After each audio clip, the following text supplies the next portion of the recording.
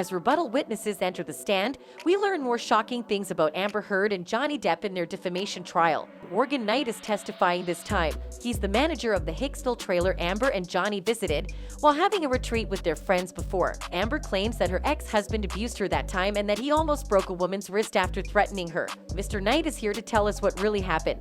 First off, the judge had to check if he prepared for this case. Have you seen any of the trial that's been going on for the past 6 weeks?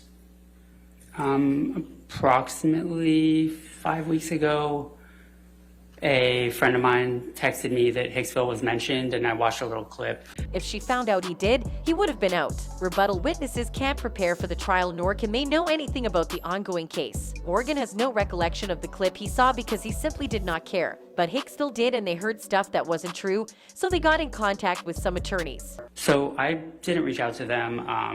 I didn't really care.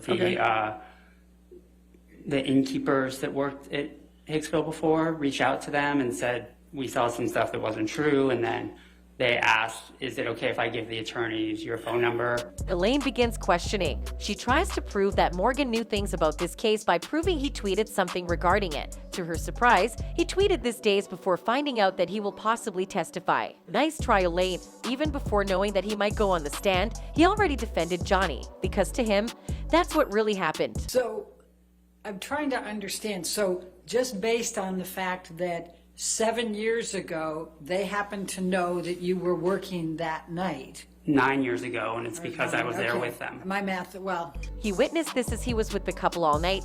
Doing his job, Amber's lawyer tries to grill Morgan about who he replied to on Twitter, even mentioning the Umbrella Man. But Morgan really didn't pay attention to things like that.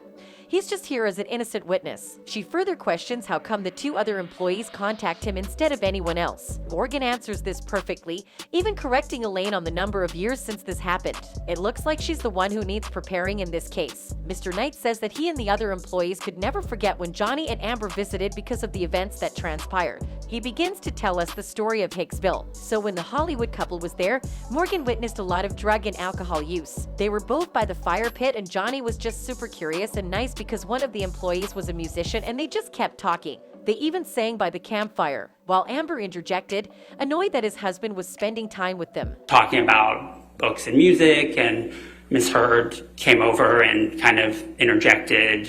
She seemed a little annoyed that Mr. Depp wasn't spending time with her.